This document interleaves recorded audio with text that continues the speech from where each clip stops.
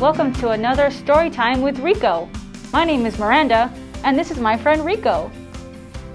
Today we'll be reading And to Think That I Saw It on Mulberry Street by Dr. Seuss. I wonder what he sees on Mulberry Street. When I leave home to walk to school, Dad always says to me, "Marco, keep your eyelids up and see what you can see." But when I tell him where I've been and what I think I've seen, he looks at me and sternly says, "Your eyesight's much too keen. Stop telling such outlandish tales. Stop turning minnows into whales." Now what can I say when I get home today?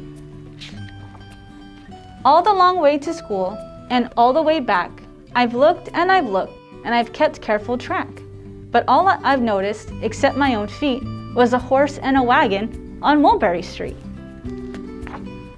That's nothing to tell of, that won't do. Just a broken down wagon that's drawn by a horse. That can't be my story, that's only a start. I'll say that a zebra was pulling that cart. And that is a story that no one can beat when I say that I saw it on Mulberry Street. Yes, the zebra is fine, but I think it's a shame. Such a marvelous beast with a cart that's so tame. The story would really be better to hear if the driver I saw were a charioteer. A gold and a blue chariot, something to meet, rumbling like thunder down Mulberry Street. No, it won't do at all. A zebra's too small.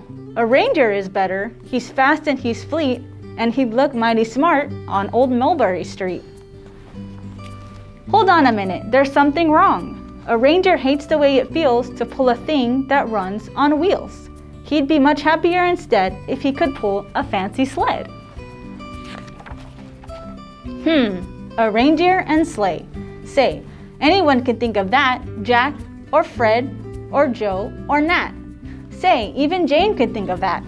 But it isn't too late to make one little change. A sleigh and an elephant, there's something strange. I'll pick one with plenty of power and size, a blue one with plenty of fun in his eyes. And then just to give him a little more tone, have a Raja with rubies perched high on a throne.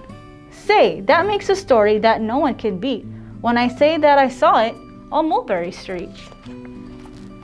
But now I don't know, it still doesn't seem right. An elephant pulling a thing that's so light would whip it around in the air like a kite, but he'd look simply grand with a great big brass band.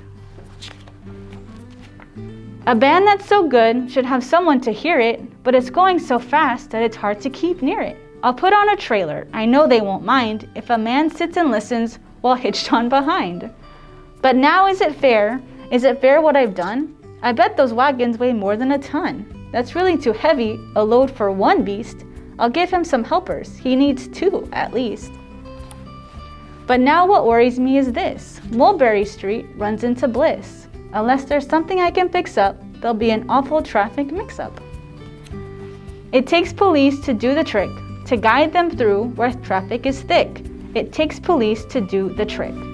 They'll never crash now, they'll race at top speed, with Sergeant Mulvaney himself in the lead.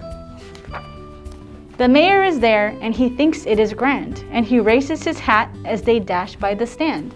The mayor is there and the aldermen too, all waving big banners of red, white, and blue.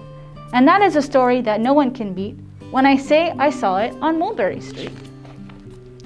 With the roar of its motor, an airplane appears and dumps out confetti while everyone cheers. And that makes a story that's really not bad, but it still could be better. Suppose that I add a Chinese man who eats with sticks, a big magician doing tricks, a 10-foot beard that needs a comb. No time for me, I'm almost home. I swing around the corner and dash through the gate. I ran up the steps and I felt simply great. For I had a story that no one could beat, and to think that I saw it on Mulberry Street. But Dad said quite calmly, just draw up your stool and tell me the sights on the way home from school. There was so much to tell, I just couldn't begin. Dad looked at me sharply and pulled at his chin. He frowned at me sternly from there in his seat. Was there nothing to look at? No people to greet?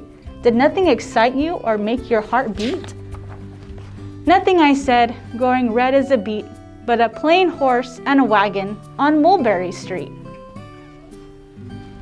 That's all for today. Thanks for tuning in. Bye!